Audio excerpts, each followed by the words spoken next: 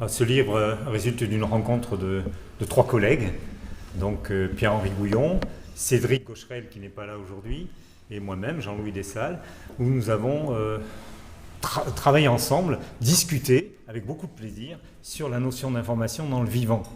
Et nous partagions ce regard qui est peut-être inhabituel de nos jours, qui consiste à regarder la nature, non pas par les entités qui l'habitent, mais à plus long terme, savoir ce qui passe à travers ces entités, ces êtres vivants, ces écosystèmes, pour regarder si à long terme quelque chose est vivant en surfant sur la matière, mais sans être de la matière.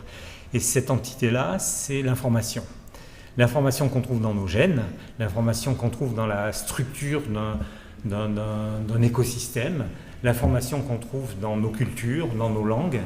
Ces informations ont une durée de vie infiniment supérieure à celle des individus. L'information, justement, elle est portée par de la matière, mais elle n'est pas elle-même de la matière.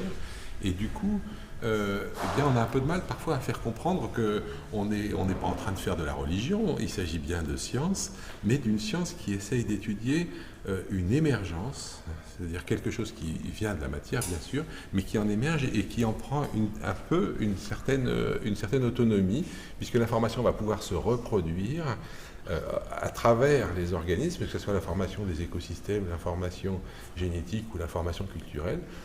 Toutes ces informations vont se reproduire à travers les entités matérielles vivantes et perdurer et pouvoir être sélectionnées. Et quand on dit perdurer, c'est perdurer dans le temps, mais ça ne veut pas dire sans changement, c'est-à-dire en évoluant et en fabriquant progressivement des organismes divers, des écosystèmes divers et des cultures diverses.